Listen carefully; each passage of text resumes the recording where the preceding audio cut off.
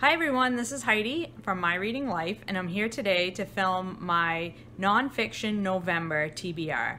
NonFiction November is a month-long reading themed month, basically, that is hosted, as it were, by Olive from A Book Olive and Gemma. I will link their channels down below. And this is an ongoing booktube event. Everybody probably knows about it. That's been on my channel for any length of time. But basically, you're tasked with reading nonfiction during the month of November. So if you don't read any nonfiction normally, you read one nonfiction in the month and you participated. If you read more nonfiction, you just try to read more than you normally do. So I read quite a bit of nonfiction. So I am going to try to be reading mostly nonfiction in the month of November. I do have a few other things planned as well that are fiction, but for the most part I'm going to be concentrating on nonfiction in the month of November. So Olive has developed some prompts or challenges to help you focus your reading for nonfiction November, and I am going to go through those prompts and describe the books that I am thinking about reading or hoping to read. This stack is like way out of control. There's no way I am ever gonna be able to read all of these, but we'll give it the good old college try.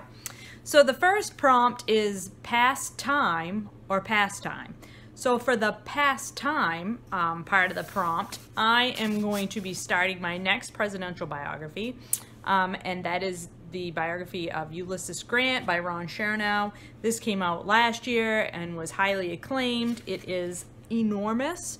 I will not be finishing this in the month of November. I can't imagine that I will, but I will be starting it in November and working my way through it. This is not a book that I will be taking out of my house because, yeah. So that will be my pastime book.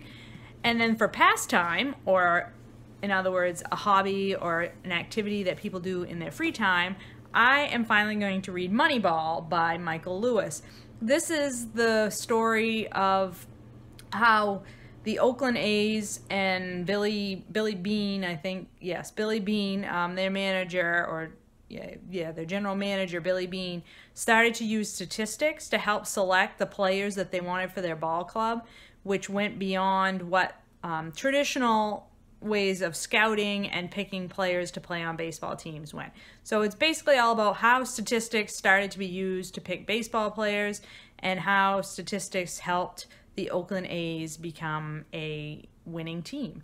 And this was made into a movie, which I did watch, I believe, when it came out. It was really good. I really like Michael Lewis's writing. He really takes subjects that I don't have a whole lot of interest in, like baseball statistics, and makes a compelling narrative about those. So I've had this on my shelf for many years, and I'm looking forward to finally giving it a chance.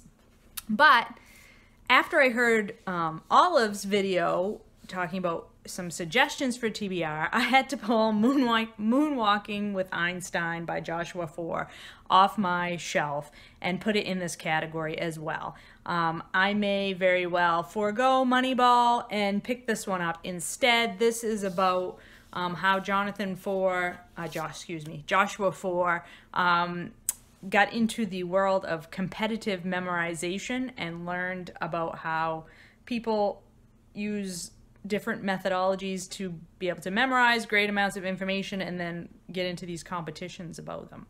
So, and Olive highly recommends this book, and that is why I picked this book up when I started a library book sale a couple years ago, and so I really should give this one a go. So this one may be the one. The next prompt is self or shelf. And for the self portion of this prompt, I am going to read Not That Bad, Dispatches from Rape Culture, edited by Roxane Gay.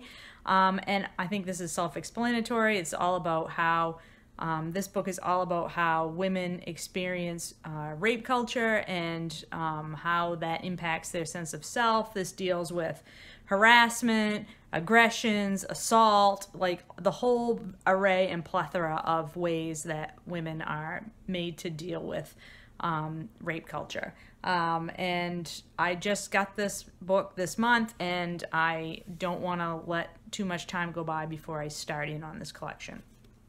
And then for shelf, I could not hear the prompt shelf without thinking that I needed to read a book about books. And I have this Shakespeare Wrote for Money by Nick Hornby on my shelf. And this is a collection of his columns in Believer magazine. I believe these span the time frame between 2006 and 2008, in which basically he writes about what he's reading, what he's recently purchased. It's just the written form of what we all love to talk about here on BookTube.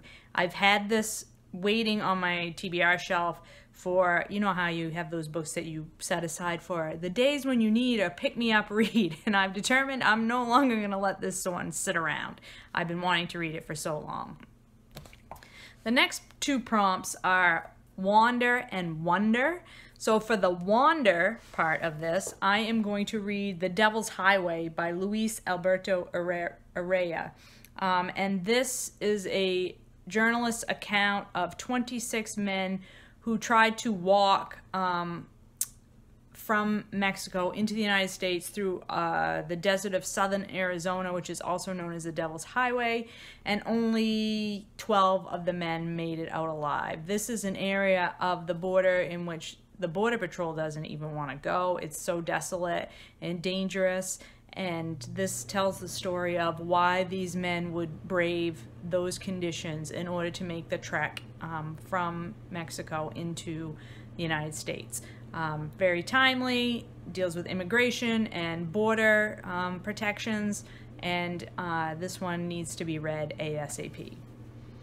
The next one, the wonder part of this prompt is going to be my audio book, one of my audio books for the month, and that is a collection of essays, Small Wonder by Barbara Kingsolver. This is a collection of essays about nature and the natural world, and when I think of the term wonder, that is sort of where my mind goes. It goes towards the natural world or science. And this audiobook was available through my library, and Doris recently read it and said it was great. And I am on a bit of a Barbara Kingsolver kick right now, so gonna try that one out. For the final prompt, we have micro and macro. For micro, I will be reading Janesville, An American Story by Amy Goldstein. I'm going to be buddy reading this with Doris over at Aldi Books. And this is the story of the town, Janesville, after a local factory closes down, which was the main employer for all the people that lived in this small town in Wisconsin, and then how the town reacts to that, what happens to the people when their main source of economic security is gone. And this, I believe, it sort of fits both the micro and the macro, really, to be honest, because it's a micro story because it's about one small town in America, but it's macro because it's about the broader subject of economics and how capitalism works or doesn't work in America at this point. And I have been really looking forward to reading this one, so I'm excited to get to this one. And then for my macro part of this prompt, I have an ebook that I've been wanting to get to for ages and ages, and that's Just Mercy by Bryan Stevenson. This book has, it probably doesn't need me to tell you anything about it because it's been around for a long time and it's quite popular. But basically this nonfiction is about the American justice system, how it works and how it doesn't work, and how it definitely doesn't work for the most vulnerable people in our society. And I have heard nothing but good things about this, and it's been on my e-reader for far too long, and I just need to get to it. And then one other thing that sort of meets the prompt for micro is this small essay that I talked about in my most recent book haul. This is Tell Me How It Ends, an essay in 40 questions by Valeria Luiselli. Excuse me, I hope that's right. This is all about how children are treated, children who are trying to immigrate to this country, who are trying to seek asylum in this country, undocumented children, how children are treated by our immigration system. It's a very small book about a very large topic, so it sort of fits the micro-macro prompt as well. So those are the books that I would like to work my way through. I'm actually in the middle of two nonfiction books right now. One in hard copy and one on audio that I probably won't finish before the end of October, and so those will probably get wrapped into my nonfiction reads as well for November. So lots of nonfiction planned for next month, but this is my favorite themed reading month of the whole year. I just love it. I love to see what everybody else is reading for nonfiction during the month of November. I've been eating up your TBR videos, so keep them coming. And please, if you don't make a video, but tell me down below what you're going to be reading in the month of November if you plan to participate with us in NonFiction November.